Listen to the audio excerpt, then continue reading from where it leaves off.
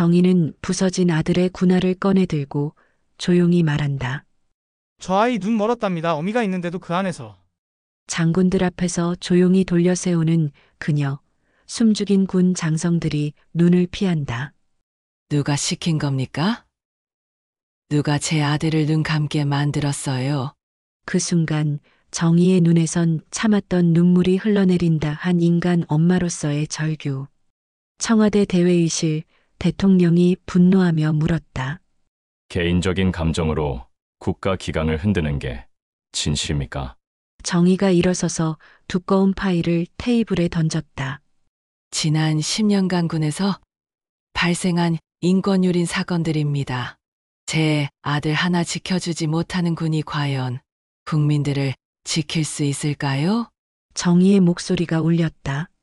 각하, 저는 내일까지 답을 듣겠습니다. 제대로 된 수사를 하시겠다는 답을요. 그렇지 않으면 제가 가진 모든 자료를 언론에 공개하겠습니다. 회의실이 얼어붙었다. 구독과 좋아요는 사랑입니다. 사연 시작합니다. 서울 한남동 고택의 아침은 언제나 고요했습니다. 웅장한 기와지붕 아래 자리한 이 집은 대한민국 최초 여성 국방부 장관 윤정희의 거처였죠. 72세의 나이에도 꼿꼿한 자세로 아침 뉴스를 시청하고 있는 정희의 모습은 여전히 위엄이 있었습니다. 국방부 장관 윤정희 다음 달 공식 은퇴 예정. 뉴스 앵커의 목소리가 거실에 울려 퍼집니다. 정희는 찻잔을 들어 올리며 잠시 생각에 잠겼습니다. 두 번의 정권을 거치며 군 내부 개혁을 추진해온 상징적인 인물이라는 평가를 받아왔지만 정작 본인의 마음속은 복잡했습니다. 어머니, 저 먼저 갑니다. 뒤에서 들려오는 아들 도윤의 목소리에 정희는 고개를 돌렸습니다. 22세의 아들은 어깨에 큼직한 가방을 메고 서 있었죠. 평소보다 차분한 표정이었는데 뭔가 다른 기운이 느껴졌습니다. 어디 가는 거니? 친구들이랑 여행 갑니다. 며칠 못 올 수도 있어요. 도윤의 대답은 짧았습니다. 정희는 아들의 눈을 바라보려 했지만 도윤은 시선을 피했습니다. 어릴 때부터 그랬습니다. 아버지가 전사한 이후로 도윤은 어머니와 거리감을 두기 시작했죠. 조심해서 다녀와. 정희는 더 이상 묻지 않았습니다. 아들이 성인이 된 지 벌써 4년이 흘렀으니까요. 현관문이 닫히는 소리와 함께 집은 다시 정막에 빠졌습니다. 혼자 남은 정희는 거실을 둘러보았습니다. 벽면에 걸린 각종 표창장과 기념품들이 눈에 들어왔죠. 국방부 장관으로서의 화려한 경력을 보여주는 증거들이었습니다. 하지만 정작 가족 사진은 몇 장 되지 않았습니다. 서재로 향한 정희는 책상 서랍을 열었습니다. 그 안에는 낡은 가족 사진 한 장이 소중히 보관되어 있었죠. 20년 전 남편 이상철 대령이 살아있을 때 찍은 마지막 가족 사진이었습니다. 당시 2살이었던 도윤이 아버지 품에 안겨 환하게 웃고 있는 모습이 담겨 있었습니다. 여보, 우리 도윤이가 이렇게 컸어요. 정희는 사진 속 남편에게 조용히 말을 걸었습니다. 남편은 중동 파병 중 테러 공격으로 전사했습니다. 그때부터 정희는 홀로 아들을 키우며 군 내부의 유리천장을 깨뜨리기 위해 노력해왔죠. 책상 위에는 은퇴 후 계획이 적힌 메모지가 놓여 있었습니다. 아들과 함께 여행을 떠나고 오랫동안 미뤄두었던 독서를 하고 봉사활동도 시작하려는 계획들이 적혀 있었습니다. 하지만 막상 도윤은 어머니와의 시간을 피하려는 것 같았습니다. 내가 너무 바빴나? 정희는 자책하며 고개를 저었습니다. 국가를 위해서는 최선을 다했지만 정작 가장 소중한 아들과는 마음의 벽이 있었습니다. 도윤이 어머니의 직업을 부담스러워한다는 것을 모르는 건 아니었죠. 창밖으로 보이는 한강이 유난히 잔잔해 보였습니다. 정희는 차를 한 모금 마시며 은퇴 후의 삶을 그려보았습니다. 조용한 일상, 아들과의 대화, 그리고 오랫동안 잊고 지냈던 개인적인 행복들 말입니다. 하지만 정희는 아직 모르고 있었습니다. 아들 도윤이 가방에 입대 통지서를 숨기고 집을 나섰다는 것을, 그리고 며칠 후 그녀의 인생이 완전히 뒤바뀔 사건이 기다리고 있다는 것을 말입니다. 오후가 되자 정희는 평소처럼 국방부 업무를 정리하기 시작했습니다. 은퇴를 앞둔 장관으로서 마무리해야 할 일들이 산더미였죠. 하지만 마음 한편으로는 아들 생각이 계속 떠올랐습니다. 도윤의 표정이 왜 그렇게 침울했는지, 왜 시선을 피했는지. 그날 밤 정희는 남편의 유품 상자를 다시 열어보았습니다. 군번줄, 계급장, 그리고 마지막 편지. 모든 것이 그대로 보관되어 있었습니다. 정희는 남편의 편지를 다시 읽으며 눈물을 참았습니다. 정희야, 도윤이를 잘 부탁해. 내가 못다 해준 아버지 역할까지 내가 해줘야 해. 하지만 정작 정희는 어머니 역할도 제대로 못했다는 생각이 들었습니다. 국가를 위해 헌신하는 동안 아들과의 시간은 점점 줄어들었고, 이제는 서로 어색한 사이가 되어버렸습니다. 고요한 밤 정희는 아들이 빨리 돌아오기를 기다리며 잠자리에 들었습니다. 아직 그녀는 몰랐습니다. 며칠 후 자신에게 걸려올 전화가 모든 것을 바꿔놓을 것이라는 사실을 말입니다. 도윤이 집을 떠난 지 사흘째 되는 밤이었습니다. 정희는 평소보다 일찍 잠자리에 들려고 했지만 마음이 편치 않았습니다. 아들에게서 연락 한 통 오지 않은 것이 신경 쓰였죠. 그렇게 뒤척이며 잠에 들려던 순간 휴대폰이 울렸습니다. 새벽 2시 17분. 발신자는 최민수 대령이었습니다. 정보사에서 오랫동안 함께 일했던 동료였죠. 이런 시간에 걸려오는 전화는 보통 좋은 소식이 아니라는 것을 정희는 잘 알고 있었습니다. 장관님, 죄송합니다. 이런 시간에. 최 대령의 목소리는 평소보다 무거웠습니다. 정희는 침대에서 일어나 거실로 나가며 전화를 받았습니다. 무슨 일입니까? 논산 신병교육대에서 사고가 발생했습니다. 구타 사건인데. 정희의 손이 미세하게 떨렸습니다. 하지만 목소리는 여전히 차분했죠. 부상자는 어떻습니까? 한 명이 중상입니다. 머리 외상으로 인한 실명 판정을 받았습니다. 순간 정희의 심장이 멎는 듯 했습니다. 하지만 아직 확실하지 않은 상황에서 감정을 드러낼 수는 없었습니다. 그 병사의 신원은? 최 대령은 잠시 침묵했습니다. 그 침묵이 정희에게는 영원처럼 느껴졌죠. 이도윤 이병입니다. 가명으로 입대했고 부모 신상은 비공개로 되어 있었는데 정희는 전화기를 떨어뜨릴 뻔했습니다. 다리에 힘이 빠져 소파에 주저앉았죠. 머릿속이 하얗게 변했습니다. 장관님께서 모르고 계실 거라고는 생각했지만 혹시나 해서 연락드렸습니다. 내 아들입니다. 정희의 목소리는 떨리고 있었습니다. 72년을 살아오면서 이렇게 무력감을 느낀 적은 없었죠. 국방부 장관이라는 권력도 그동안 쌓아온 모든 것도 소용없었습니다. 지금 어디에 있습니까? 국군 수도병원 중환자실입니다. 의식은 있지만 시력은 회복이 어려울 것 같습니다. 정희는 눈을 감았습니다.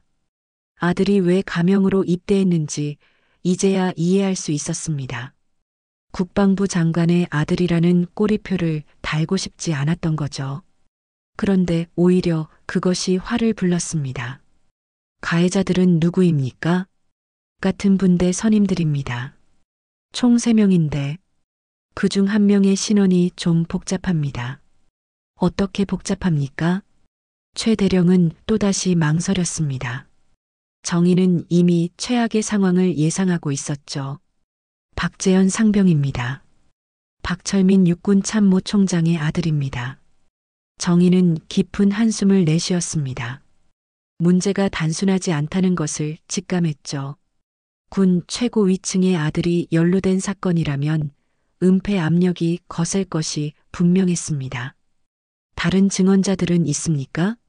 몇 명의 동기들이 증언할 의향을 보이고 있습니다. 하지만 장관님도 아시다시피 군대에서 고발은 쉽지 않은 일입니다. 정희는 거실을 천천히 걸으며 생각을 정리했습니다. 아들은 실명했고 가해자 중 한 명은 참모총장의 아들이었습니다. 일반적인 방법으로는 제대로 된 수사조차 기대하기 어려운 상황이었죠. 현재 부대 측 대응은 어떻습니까? 훈련 중 발생한 사고로 처리하려고 합니다. 구타 사실은 은폐하고 절대 안 됩니다. 정의의 목소리에 분노가 섞여 들어갔습니다. 평생을 군에 헌신해온 사람으로서 그리고 한 아이의 어머니로서 이런 일을 그냥 넘어갈 수는 없었습니다. 장관님, 하지만 상황이 복잡합니다. 참모총장과의 관계도 있고, 최 대령, 지금 나에게 참모총장이 누구인지가 중요합니까? 내 아들이 실명했다고 했잖습니까? 정희는 서재로 향했습니다. 책상 서랍에서 공문 용지를 꺼내며 말했습니다. 감찰부에 연락하십시오. 내일 아침 첫 번째 일정으로 긴급 감찰을 지시하겠습니다. 장관님, 신중하게 생각해 보십시오. 은퇴를 앞둔 상황에서 최 대령, 정의의 목소리가 차갑게 변했습니다. 나는 지금 국방부 장관으로 말하는 게 아닙니다. 한 아이의 어머니로 말하는 겁니다. 내 아들을 실명시킨 놈들이 훈련 사고라는 이름으로 빠져나가게 둘 순 없어요. 전화를 끊은 후 정희는 창밖을 바라보았습니다. 서울 시내의 불빛들이 깜빡이고 있었지만 정희의 마음은 어둠 속에 잠겨 있었습니다. 아들 사진을 다시 꺼내 들여다보았습니다. 환하게 웃고 있던 2살 때의 도윤, 그리고 아버지 품에 안겨있던 모습. 이제 그 아이는 앞을 볼 수 없게 되었습니다. 미안해, 도윤아. 엄마가 너를 지켜주지 못했구나. 정희는 남편의 유품 상자를 다시 열었습니다. 군번줄을 손에 쥐며 남편에게 말했습니다. 여보, 이제 정말 전쟁을 시작해야겠어요. 우리 아들을 위해서. 그날 밤 정희는 잠들지 못했습니다. 머릿속으로는 이미 작전이 짜여지고 있었죠. 국방부 장관으로서의 마지막 권한을 어떻게 사용할지, 그리고 어떻게 진실을 밝혀낼지. 새벽이 되자 정희는 평소보다 일찍 일어나 정장을 차려입었습니다. 오늘부터는 장관이 아닌 어머니로서 싸워야 할 때였습니다. 새벽 6시 정희는 평소보다 2시간 일찍 국방부 청사에 도착했습니다. 경비병들이 깜짝 놀라며 경례를 붙였죠. 장관이 이런 시간에 출근하는 일은 거의 없었거든요. 장관님, 오늘 일정에는 없으셨는데. 비서관이 당황하며 말했지만 정희는 묵묵히 엘리베이터에 올랐습니다. 거울에 비친 자신의 모습을 보니 하룻밤 사이에 더 늙은 것 같았습니다. 하지만 눈빛만큼은 여전히 날카로웠죠. 장관실에 들어서자마자 정희는 비서관에게 지시했습니다. 감찰부장, 헌병대장, 의무사령관을 1시간 내에 소집하십시오. 긴급사안입니다. 무슨 일이신지 묻지 마십시오. 그리고 이 회의는 대회비입니다. 정희는 책상에 앉아 서류를 정리하기 시작했습니다. 그동안 쌓아두었던 군 내부 인권 실태 보고서들을 다시 살펴보았죠. 신병교육대에서 벌어지는 구타와 가혹행위에 대한 익명 제보들이 수도 없이 많았습니다. 왜 이런 걸 그냥 넘어갔을까? 정희는 자책했습니다. 장관으로서 군 전체를 개혁하려다 보니 개별 사안들을 놓친 것 같았습니다. 그런데 이제 그 피해자가 바로 자신의 아들이 되어버렸죠. 1시간 후 국방부 주요 인사들이 장관실에 모였습니다. 감찰부장 김준석 소장, 헌병대장 이강민 준장, 의무사령관 박성호 중장이었습니다. 모두 정의가 신임하는 인물들이었죠. 논산 신병교육대에서 발생한 구타 사건에 대해 보고받고 싶습니다. 정의의 첫마디에 회의실 분위기가 무거워졌습니다. 김 소장이 조심스럽게 입을 열었습니다. 장관님, 아직 정식 보고가 올라오지 않았는데, 그래서 지금 부르는 겁니다. 사실대로 말하십시오. 정의는 테이블을 가볍게 두드렸습니다. 그들은 정의의 표정에서 평소와 다른 기운을 느꼈죠. 이강민 준장이 먼저 보고를 시작했습니다. 어젯밤 논산에서 신병 한 명이 중상을 입는 사고가 발생했습니다. 표면적으로는 훈련 중 사고로 보고되었지만, 표면적으로요? 실제로는 선임병들의 집단 구타로 인한 상해입니다. 피해자는 이도윤 이병이고 현재 시력을 잃은 상태입니다. 정의는 감정을 억누르며 물었습니다. 가해자들은 누구입니까? 박재현 상병을 비롯해 3명입니다. 박재현 상병은 박철민 참모총장의 아들이죠. 정의가 먼저 말하자 회의실이 조용해졌습니다. 모두 이 사건의 복잡함을 직감했죠. 김준석 소장이 조심스럽게 말했습니다. 장관님, 이 사건은 매우 민감한 사안입니다. 참모총장과의 관계를 고려하면 김 소장, 정의의 목소리가 차갑게 변했습니다. 지금 나에게 정치적 고려사항을 말하고 있는 겁니까? 한 병사가 실명했다고 했잖습니까? 죄송합니다. 하지만 현실적으로 어떻습니까? 참모총장 아들이라서 구타해도 괜찮다는 겁니까? 정의는 일어나서 창문 쪽으로 걸어갔습니다. 멀리 보이는 한강이 흐릿하게 보였죠. 제가 군 내부 개혁을 외치면서 정작 가장 기본적인 것을 놓쳤나 봅니다. 병사들의 인권을 지키는 것 말입니다. 박성호 중장이 입을 열었습니다. 장관님, 피해 병사의 치료에는 최선을 다하겠습니다. 하지만 가해자 처벌 문제는 제가 직접 챙기겠습니다. 정의는 돌아서며 단호하게 말했습니다. 지금부터 논산 신병교육대에 대한 전면 감찰을 지시합니다. 이 사건뿐만 아니라 그동안 은폐되어 온 모든 사안들을 낱낱이 파헤치십시오. 장관님, 그렇게 되면 군 전체가 흔들릴 수 있습니다. 그럼 흔들리게 두십시오. 썩은 뿌리는 뽑아내야 새로운 나무가 자랄 수 있습니다. 정의는 책상 서랍에서 공문용지를 꺼냈습니다. 그리고 군 인권실태 특별감찰 명령서라고 제목을 적기 시작했죠. 이 명령서가 발효되면 해당 부대는 모든 활동이 중단됩니다. 그리고 관련자 전원에 대한 조사가 시작됩니다. 김준석 소장이 다급하게 말했습니다. 장관님, 잠시만요.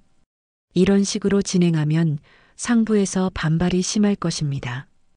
특히 참모총장이 어떻게 나올지 보죠. 정의는 명령서에 서명을 하며 말했습니다. 저는 이제 한 달 후면 은퇴합니다. 더 이상 잃을 것도 없어요.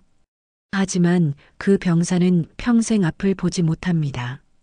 명령서가 완성되자 정의는 그것을 김준석 소장에게 건네주었습니다. 오늘 오후에 감찰단을 파견하십시오. 그리고 가해자들을 즉시 격리 조치하고 모든 관련자들의 진술을 확보하십시오. 알겠습니다. 회의가 끝난 후 정의는 혼자 남았습니다. 창밖을 바라보며 깊은 생각에 잠겼죠. 벌써 휴대폰이 울리기 시작했습니다. 참모총장실에서 걸려온 전화였습니다. 하지만 정의는 받지 않았습니다. 대신 다른 번호로 전화를 걸었죠. 최 대령, 지금 병원에 갑니다. 우선 도윤이부터 만나야겠어요. 장관님, 혹시 언론에 노출되면 상관없습니다. 이제 숨길 이유도 없어요. 정의는 가방을 들고 장관실을 나섰습니다. 복도에서 만난 직원들이 인사를 했지만 정희의 표정은 그 어느 때보다 단단했습니다. 엘리베이터 안에서 정희는 생각했습니다. 지금까지는 장관으로서 큰 그림을 그리며 살아왔지만 이제는 한 아이의 어머니로서 싸워야 할 때였습니다. 그리고 그 싸움은 그 누구도 막을 수 없을 거였습니다. 국군수도병원 중환자실 앞에 선 정희의 발걸음이 무거웠습니다. 72년을 살아오면서 이렇게 마음이 아픈 적은 없었죠. 복도 끝에서 최민수 대령이 기다리고 있었습니다. 장관님, 도윤이는 지금 안정적인 상태입니다. 하지만, 알겠습니다. 정희는 중환자실 문을 열고 들어갔습니다. 침대에 누워있는 아들의 모습을 보는 순간 눈물이 쏟아질 뻔했지만 참았습니다. 도윤의 눈 주위에는 하얀 붕대가 감겨 있었고 얼굴 곳곳에 멍자국이 선명했습니다. 도윤아. 정희가 조용히 부르자 도윤이 고개를 돌렸습니다. 목소리로만 어머니를 알아본 거죠. 어머니, 어떻게 여기를, 내가 어디 있는지도 모르는 어머니가 어디 있겠니? 정희는 아들의 손을 잡았습니다. 도윤의 손이 차가웠습니다. 어머니, 저는 괜찮습니다. 걱정하지 마세요. 하지만 도윤의 목소리는 떨리고 있었습니다.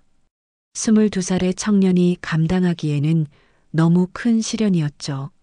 무슨 일이 있었는지 말해줄 수 있겠니? 도윤은 잠시 망설였습니다. 어머니가 국방부 장관이라는 것이 부담스러웠거든요. 그냥 군대에서 일어나는 일이에요. 어머니가 나서실 일은 아닙니다. 도윤아, 나는 지금 장관이 아니라 내 어머니야.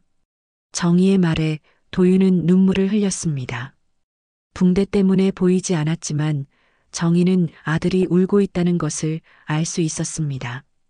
그때 중환자실 밖에서 소란이 벌어졌습니다. 누군가 큰 소리로 항의하고 있었죠. 정희는 문을 열고 나가봤습니다. 도대체 무슨 권한으로 우리 아들을 격리했습니까?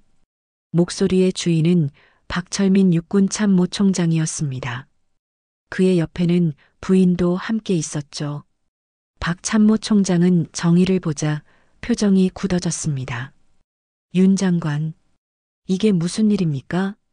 정희는 차분하게 대답했습니다. 참모총장님도 아시겠지만 군 내부 구타 사건에 대한 정당한 조사입니다. 하지만 우리 재현이를 범죄자 취급하는 건 과도하지 않습니까?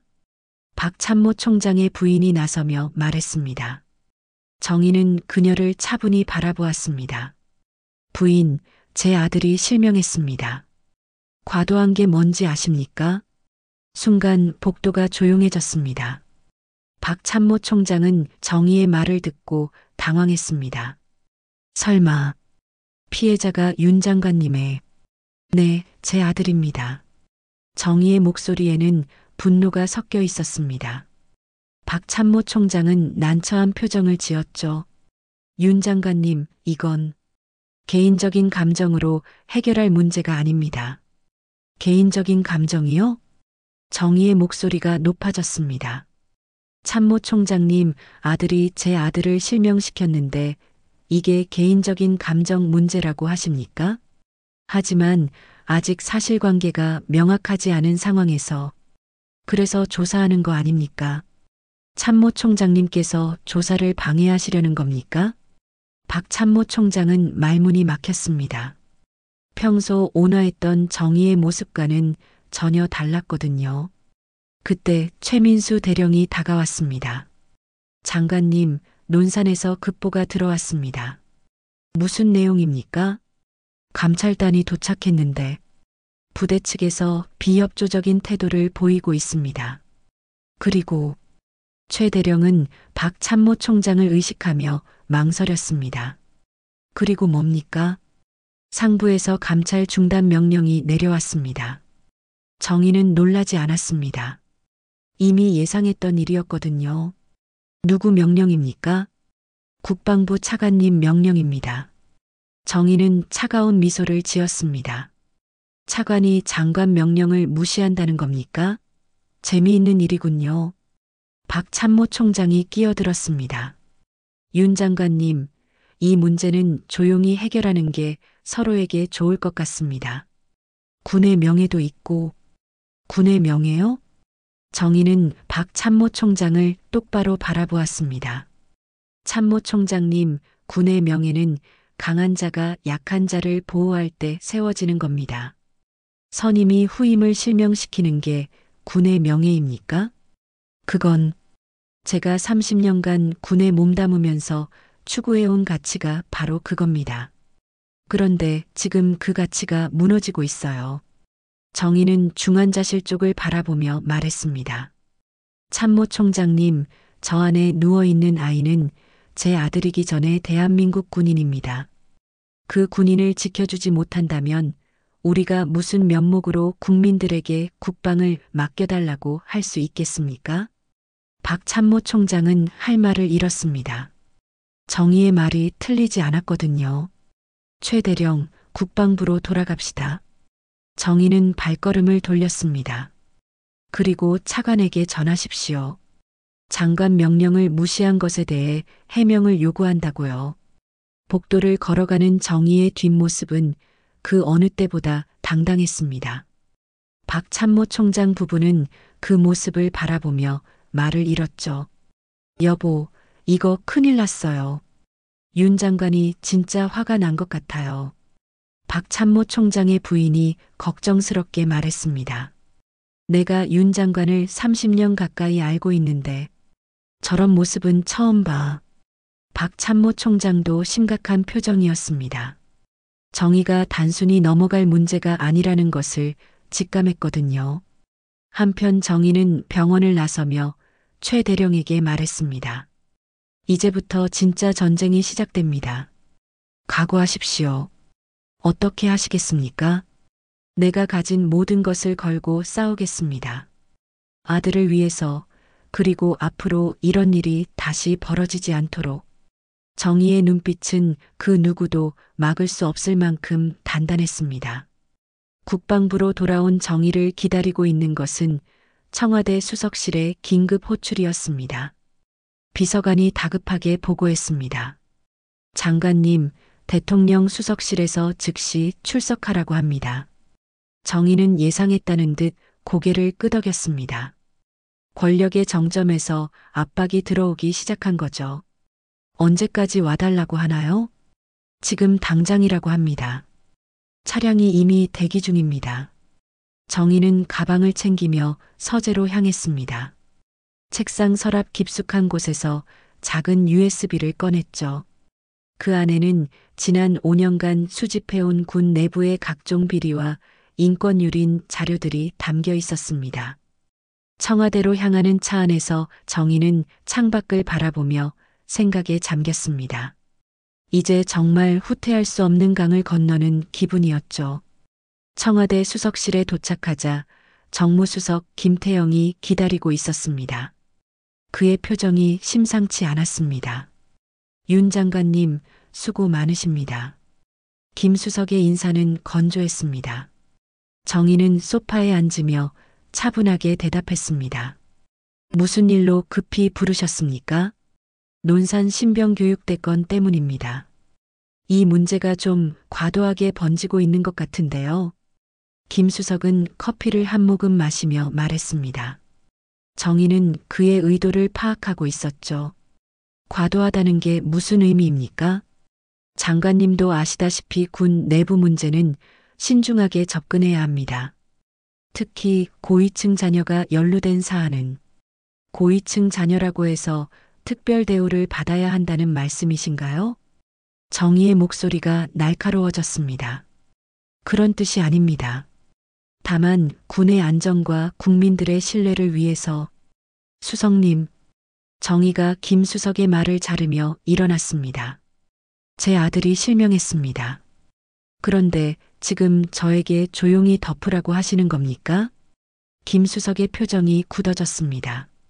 정의의 아들이 피해자라는 사실을 이제야 확인한 거죠. 그런 사정이 있으셨군요. 하지만 뭡니까? 정의는 가방에서 USB를 꺼내 테이블 위에 놓았습니다. 수석님, 이 안에 뭐가 들어있는지 아십니까? 김수석이 USB를 의심스럽게 바라보았습니다. 지난 5년간 제가 수집한 군 내부 자료들입니다. 각종 비리, 인권유린, 그리고 정치권과의 유착관계까지. 김수석의 얼굴이 창백해졌습니다. 장관님, 그게 무슨... 박철민 참모총장이 자신의 아들을 어떻게 특별 관리했는지도 다 들어있어요. 그리고 작년 국정감사 때 은폐된 사건들의 진실도요. 정의는 USB를 다시 집어들며 말했습니다. 저는 조용히 은퇴하려고 했습니다. 이런 자료들도 그냥 묻어버리려고 했어요. 하지만 제 아들을 실명시켰습니다. 그럼 이제 게임의 룰이 바뀌는 거죠. 김수석은 당황하며 말했습니다. 장관님, 신중하게 생각해 보십시오. 은퇴를 앞둔 상황에서 이런 일로 지금까지 쌓아 올린 명성의 흠집을 내실 필요가 있습니까? 명성이요? 정의가 차갑게 웃었습니다. 수석님, 제가 30년간 군에서 무엇을 위해 일했다고 생각하십니까? 명성을 위해서였나요? 그게 아니라 저는 이 나라 군인들이 당당하게 복무할 수 있는 환경을 만들기 위해 일해왔습니다. 그런데 그 군인 중 한 명이 제 아들이었고 그 아이가 실명당했어요. 정의는 일어서서 창문 쪽으로 걸어갔습니다. 제가 만약 이 일을 그냥 넘어간다면 앞으로 얼마나 많은 도윤이들이 생겨날까요? 김수석이 다시 시도했습니다. 장관님의 마음은 충분히 이해합니다. 하지만 현실적으로 이 문제가 크게 번지면 정부 전체에 정부 타격이 두려우시면 제대로 수사해서 처벌하시면 됩니다. 정의가 돌아서며 단호하게 말했습니다. 아니면 이 USB의 내용이 언론에 공개되는 것과 군 내부 구타 사건이 제대로 수사되는 것 중에서 선택하시죠. 김수석은 말문이 막혔습니다. 정의가 이렇게 강하게 나올 줄 몰랐거든요. 장관님, 협상의 여지는 없습니까? 협상이요? 정의는 가방을 들며 말했습니다. 제 아들 눈이 다시 돌아오면 협상하죠. 그게 가능하다면 말입니다. 정의가 문으로 향하자 김수석이 다급하게 불렀습니다. 장관님, 잠시만요. 더 할 말씀이 있으십니까? 만약 이 문제를 정당하게 처리한다면 그 자료들은 어떻게 하실 겁니까? 정의는 잠시 생각하다가 대답했습니다. 수사가 제대로 이루어지고 가해자들이 합당한 처벌을 받는다면 그때 다시 생각해 보겠습니다. 알겠습니다. 좀 더 시간을 주십시오. 정의는 고개를 끄덕이고 수석실을 나섰습니다. 복도를 걸으며 휴대폰을 확인하니 박철민 참모총장에게서 여러 통의 부재중 전화가 와 있었습니다. 청와대를 나서며 정의는 최민수 대령에게 전화를 걸었습니다. 최 대령, 감찰 상황은 어떻습니까? 장관님, 상부 압력이 거세지고 있습니다. 하지만 현장에서는 여러 증언이 나오고 있습니다. 어떤 증언들입니까? 구타가 일상적으로 벌어졌다는 것, 그리고 지휘관들이 이를 묵인했다는 증언들입니다. 특히 박재현 상병이 주도적 역할을 했다는 증언이 여러 건 나왔습니다. 정의는 안도의 한숨을 내쉬었습니다. 계속 진행하십시오. 그리고 언론 대응도 준비해야겠네요. 장관님, 언론에 공개하시겠습니까? 이제 선택의 여지가 없습니다. 진실은 반드시 밝혀져야 해요. 차 안에서 정의는 다시 USB를 바라보았습니다. 이 작은 저장 장치 안에 든 정보들이 앞으로 일어날 일들을 좌우할 것이었습니다. 하지만 정의에게는 더 이상 두려울 것이 없었습니다.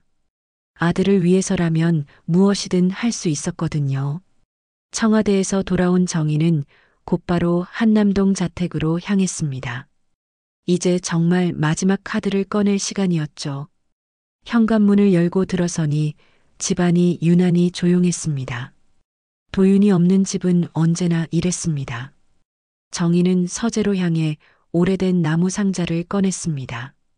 남편 이상철 대령의 유품 상자였죠. 20년 동안 한 번도 제대로 정리하지 못했던 상자를 이제야 열어보게 되었습니다. 상자 안에서 남편의 정복이 나왔습니다. 깔끔하게 다려진 채로 보관되어 있었죠. 그리고 그 밑에는 낡은 수첩 하나가 있었습니다. 정희는 수첩을 펼쳐보았습니다. 군인의 자부심은 강한 자가 약한 자를 지키는 데서 나온다. 남편이 적어놓은 글귀였습니다. 정희는 그 글귀를 보며 눈물이 났습니다. 남편이 살아있다면 지금 상황을 어떻게 해결했을까 생각해봤죠. 휴대폰이 울렸습니다. 국방TV 제작진에서 걸려온 전화였습니다. 장관님, 생방송 인터뷰 요청건입니다. 언제 시간이 되시는지, 내일 저녁 7시는 어떻습니까? 제작진은 놀랐습니다. 평소 인터뷰에 신중했던 정희가 이렇게 빨리 결정할 줄 몰랐거든요. 장관님, 혹시 특별한 주제가 있으십니까? 군 내부 인권 실태에 대해 이야기하고 싶습니다. 전화를 끊은 후 정희는 남편의 정복을 꺼내 들여다보았습니다. 계급장, 훈장, 모든 것이 그대로 남아 있었습니다. 그때 현관문이 열리는 소리가 들렸습니다. 최민수 대령이 급하게 찾아온 거였죠. 장관님, 큰일 났습니다. 무슨 일입니까? 논산 감찰이 완전히 중단되었습니다. 국방부 차관이 직접 현장에 가서 감찰단을 철수시켰어요. 정희는 예상했다는 듯 고개를 끄덕였습니다. 그럴 줄 알았어요. 다른 소식은 없습니까? 가해자들이 모두 석방되었습니다. 그리고 관련 증언자들에게 압력이 들어가고 있다는 제보도 있습니다. 정희의 표정이 차갑게 변했습니다. 이제 정말 선을 넘었군요. 장관님, 어떻게 하시겠습니까? 정희는 남편의 정복을 집어들며 말했습니다. 최 대령, 내일 국방TV 생방송에 출연합니다. 모든 것을 공개하겠어요. 장관님, 그러면 정말 돌이킬 수 없게 됩니다. 이미 돌이킬 수 없어요. 제 아들이 실명당한 순간부터 말입니다. 다음 날 오후 정희는 남편의 정복을 입고 거울 앞에 섰습니다. 20년 만에 입는 정복이었지만 여전히 잘 맞았습니다. 가슴에는 남편의 훈장들을 달았죠. 국방TV 스튜디오에 도착한 정희를 보고 제작진들이 놀랐습니다. 평소와는 완전히 다른 모습이었거든요. 장관님, 오늘 복장이 특별한 의미가 있습니다. 방송이 시작되었습니다. 앵커가 정희를 소개했고 카메라가 정희를 클로즈업했습니다. 정희의 표정은 그 어느 때보다 단단했습니다. 장관님, 오늘 특별한 복장을 하고 나오셨는데요. 네, 이 정복은 20년 전 중동에서 전사한 제 남편의 것입니다. 앵커가 놀라며 질문했습니다. 특별한 이유가 있으십니까? 정희는 카메라를 똑바로 바라보며 말했습니다. 오늘 저는 국방부 장관으로서가 아닌 한 군인의 아내이자 한 아이의 어머니로서 이 자리에 섰습니다. 무슨 말씀이신지. 제 아들이 군에서 실명당했습니다. 스튜디오가 조용해졌습니다. 정희는 계속해서 말했습니다. 논산 신병교육대에서 벌어진 구타 사건의 피해자가 바로 제 아들입니다. 이도윤 이병입니다. 방송 관제실에서는 난리가 났습니다. 이런 폭탄 발언을 예상하지 못했거든요. 장관님, 그런 개인적인 사안이 아닙니다. 정의의 목소리가 높아졌습니다. 이것은 우리 군이 얼마나 썩어 있는지를 보여주는 상징적인 사건입니다. 정의는 가방에서 서류를 꺼냈습니다. 지난 5년간 군 내부에서 벌어진 인권유린 사건들의 목록입니다. 구타, 가혹행위, 성추행, 수백 건의 사건들이 은폐되거나 축소되었습니다. 앵커가 당황하며 물었습니다. 그런 자료를 어떻게? 제가 국방부 장관이니까 알 수 있었죠. 하지만 이런 일들이 계속 벌어지는 이유를 아십니까? 어떤 이유인가요? 가해자들이 처벌받지 않기 때문입니다. 특히 고위층 자녀들은 더욱 그렇습니다. 정의는 카메라를 바라보며 말했습니다. 국민 여러분, 저는 오늘 대한민국 군을 믿지 않습니다. 제 아들을 지켜주지 못한 군을, 진실을 은폐하려는 군을 믿을 수 없습니다. 방송국 전화가 폭주하기 시작했습니다. 시청자들의 반응이 뜨거웠거든요. 그렇다면 앞으로 어떻게 하실 계획이신가요? 저는 이번 사건의 진실을 끝까지 밝혀내겠습니다. 그리고 우리 군이 진정으로 국민을 위한 조직이 될 수 있도록 마지막까지 노력하겠습니다. 정의는 남편의 훈장을 만지며 말했습니다. 제 남편은 이 나라를 지키기 위해 목숨을 바쳤습니다. 하지만 지금 우리 군은 자신들의 자식조차 지키지 못하고 있어요. 방송이 끝난 후 정의의 휴대폰은 쉴 새 없이 울렸습니다. 언론사들의 인터뷰 요청, 시민단체들의 지지 메시지, 그리고 젊은 장교들의 응원 편지들이 쏟아졌습니다. 장관님, 청와대에서 긴급히 부른다고 합니다. 최민수 대령이 다급하게 보고했습니다. 알겠습니다. 하지만 이제 저는 물러서지 않을 겁니다. 정의는 남편의 정복을 입은 채로 다시 청와대로 향했습니다. 이제 정말 마지막 결전이 시작될 때였습니다. 차 안에서 정의는 창밖을 바라보며 생각했습니다. 방송 후 쏟아진 반응들을 보니 국민들도 군의 변화를 원하고 있다는 것을 알 수 있었습니다. 이제 후퇴할 이유도 핑계도 없었습니다. 청와대 대회의실에는 대한민국 군 최고 위층이 모두 모여 있었습니다. 대통령을 비롯해 정무수석, 국방부 차관, 그리고 박철민 참모총장까지 정의의 방송 이후 긴급히 소집된 회의였죠. 남편의 정복을 입고 들어선 정의를 보고 모두가 놀란 표정을 지었습니다. 평소 온화했던 국방부 장관의 모습과는 완전히 달랐거든요. 윤 장관, 오늘 방송은 도대체 무슨 의도였습니까? 대통령이 먼저 입을 열었습니다. 목소리에는 분노가 섞여 있었죠. 각하, 진실을 말한 것뿐입니다. 정의는 담담하게 대답했습니다. 진실이요? 개인적인 감정으로 국가기강을 흔드는 게 진실입니까? 정무수석이 끼어들었습니다. 정의는 그를 차갑게 바라보았습니다. 수석님, 제 아들이 실명당한 게 개인적인 감정 문제라고 보십니까? 그렇다고 해서 이런 식으로, 어떤 식으로 해야 합니까? 조용히 덮고 넘어가라고요? 정의의 목소리가 높아졌습니다. 회의실 안이 긴장감으로 가득 찼죠. 박철민 참모총장이 조심스럽게 말했습니다. 윤 장관님, 이 문제는 다른 방법으로 해결할 수 있을 것 같습니다. 제 아들의 잘못에 대해서는 참모총장님, 정의가 박 참모총장의 말을 끊었습니다. 지금까지 이런 일들이 얼마나 많이 일어났는지 아십니까? 그때마다 다른 방법으로 해결했죠. 그 결과가 이겁니다. 정의는 가방에서 두꺼운 파일을 꺼내 테이블 위에 던졌습니다. 지난 10년간 군 내부에서 발생한 인권유린 사건들입니다.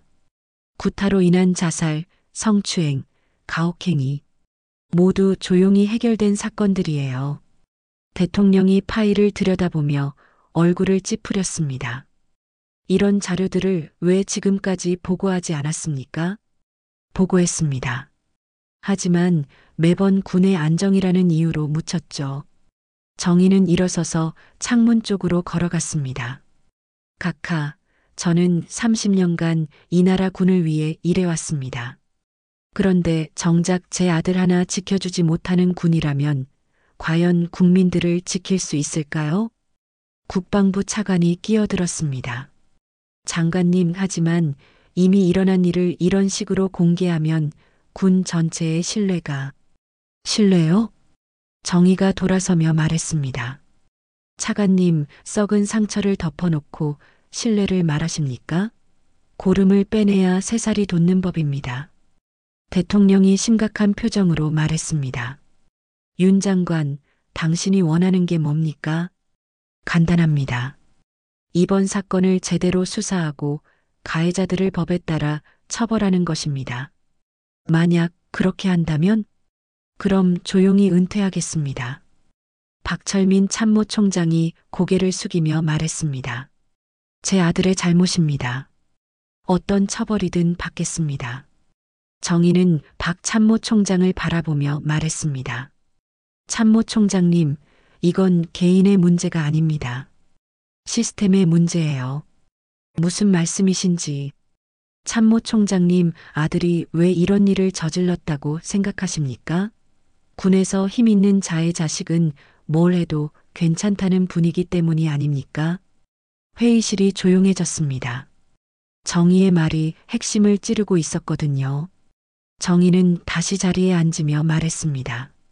각하, 저는 내일까지 답을 듣겠습니다. 제대로 된 수사를 하시겠다는 답을요. 만약 그렇지 않으면 그럼 제가 가진 모든 자료를 언론에 공개하겠습니다. 정무수석이 다급하게 말했습니다. 윤 장관, 그러면 정부 전체가 위기에 빠집니다. 그렇다면 올바른 선택을 하시면 됩니다. 정희는 일어서며 말했습니다. 제가 군에 몸담은 30년 동안 이런 일들을 너무 많이 봤습니다. 이제는 정말 바뀌어야 할 때입니다. 회의가 끝난 후 정희는 청와대를 나서며 최민수 대령에게 전화를 걸었습니다. 최 대령, 내일부터 본격적인 수사가 시작될 것 같습니다. 정말입니까? 네, 이제야 그들도 심각성을 깨달은 것 같아요. 하지만 정희는 아직 안심할 수 없었습니다. 권력자들이 마지막까지 어떤 카드를 꺼낼지 모르는 일이었거든요. 집에 돌아온 정희는 남편의 사진 앞에 앉았습니다. 여보, 우리 도윤이를 위해 싸우고 있어요. 당신이라면 어떻게 했을까요? 그때 휴대폰에 문자가 도착했습니다. 논산의 한 젊은 장교로부터 온 메시지였습니다. 장관님, 저희는 장관님의 용기에 감동받았습니다. 더 이상 이런 일이 반복되지 않도록 저희도 함께 노력하겠습니다. 비슷한 메시지들이 계속 도착했습니다. 전국의 젊은 군인들로부터 지지와 응원의 메시지들이었죠. 정희는 눈물이 났습니다. 자신의 외로운 싸움이 혼자만의 것이 아니라는 것을 깨달았거든요. 다음 날 아침 뉴스에는 충격적인 소식이 전해졌습니다. 어제 저녁 청와대 긴급회의 후 박철민 육군 참모총장이 사임 의사를 밝혔습니다. 그리고 논산 신병교육대 사건에 대한 전면 재수사가 결정되었습니다. 정희는 뉴스를 보며 안도의 한숨을 내쉬었습니다. 드디어 첫 번째 관문을 넘어선 거였죠. 하지만 정희는 알고 있었습니다.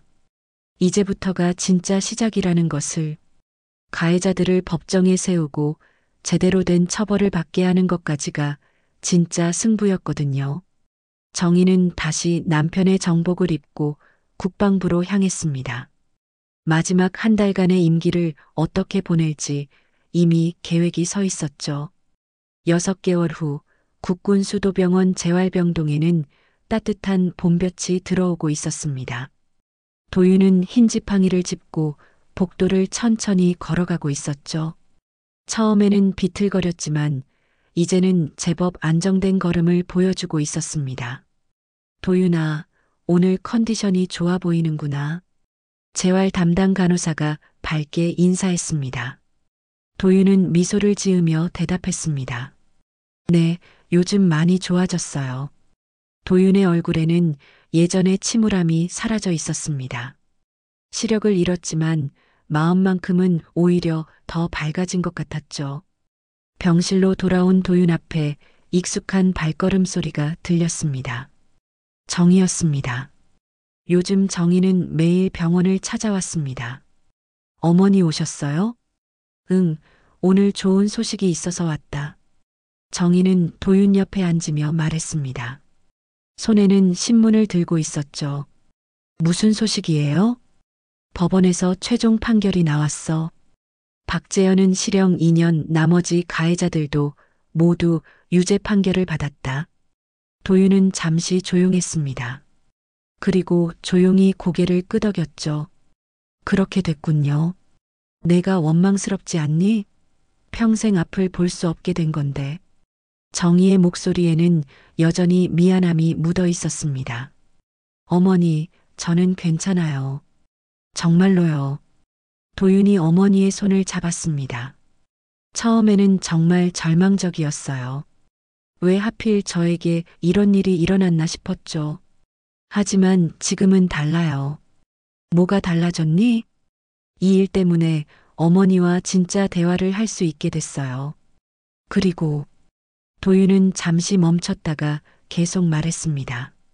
저 때문에 군대가 조금이나마 바뀔 수 있다면 그것만으로도 의미가 있는 것 같아요. 정희는 눈물이 났습니다. 아들이 이렇게 성숙해져 있다는 것이 놀라웠거든요. 도윤아, 엄마가 미안해. 그동안 국방부 장관이라는 일에만 빠져서 정작 가장 소중한 내가 어떤 마음인지 몰랐구나. 어머니도 힘드셨을 거예요. 나라를 위해 일하시느라. 나라도 중요하지만 내 아들이 더 중요해. 이제야 깨달았어. 정희는 도윤의 손을 꼭 잡았습니다. 그때 병실 문이 열리며 최민수 대령이 들어왔습니다. 장관님, 도윤이 안녕하세요. 최 대령님, 안녕하세요. 도윤이 인사했습니다. 최 대령은 지난 6개월 동안 정희와 함께 사건 해결을 위해 노력해준 동료였죠. 장관님, 오늘 마지막 기자회견 준비는 다 되셨습니까? 네, 준비됐습니다. 정희는 오늘 국방부 장관으로서 마지막 공식 일정을 앞두고 있었습니다. 바로 군 인권 개선 방안 발표 기자회견이었죠. 도윤아, 엄마 마지막 일 보고 올게. 어머니, 수고하세요. 도윤은 환한 미소를 지었습니다. 오후 3시 국방부 대회의실에는 수많은 기자들이 모여 있었습니다.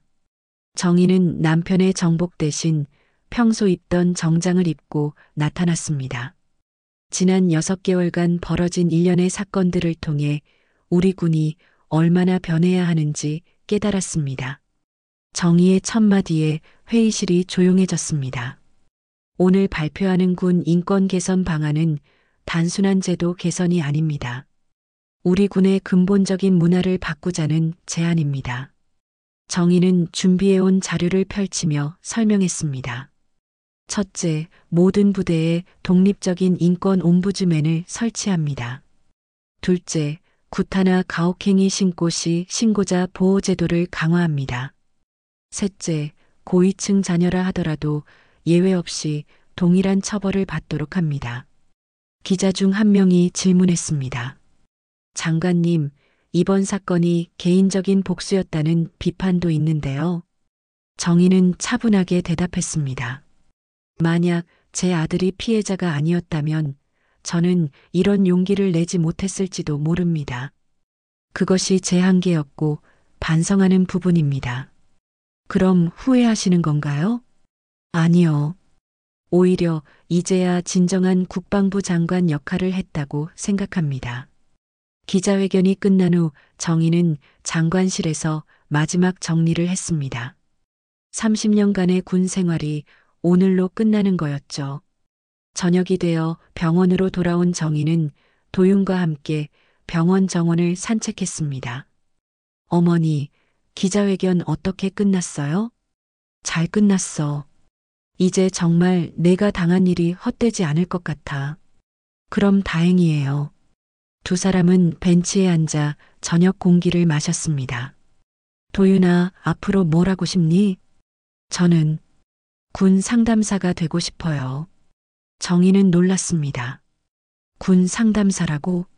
네, 저처럼 힘들어하는 병사들을 도와주고 싶어요. 제가 겪은 일들이 누군가에게는 도움이 될 수 있을 것 같아서요. 정희는 아들이 대견했습니다. 이런 시련을 겪고도 다른 사람을 도우려는 마음을 가지고 있다니. 그래, 좋은 생각이야. 엄마가 도와줄게. 어머니는 앞으로 뭘 하실 거예요? 나도 너처럼 누군가를 도우는 일을 하고 싶어. 그동안 놓쳤던 것들을 찾아가면서 말이야. 1년 후, 도윤은 정말로 군 상담사가 되어 다시 부대로 들어갔습니다. 시각장애를 가진 상담사라는 특별함 때문에 병사들이 더욱 마음을 열고 상담을 받았죠. 정희는 군 인권단체에서 활동하며 도윤과 같은 피해자들을 돕는 일을 시작했습니다. 권력의 정점에서 내려와 진짜 의미 있는 일을 찾은 거였죠. 어느 날 저녁 정희는 남편의 묘소를 찾았습니다.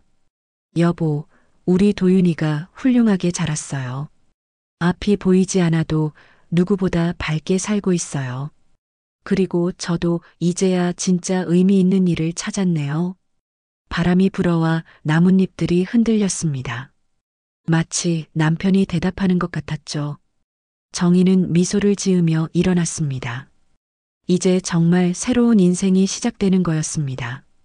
권력이 아닌 사랑으로, 지위가 아닌 진심으로 살아가는 인생 말입니다. 함께 해주셔서 감사합니다. 건강하세요.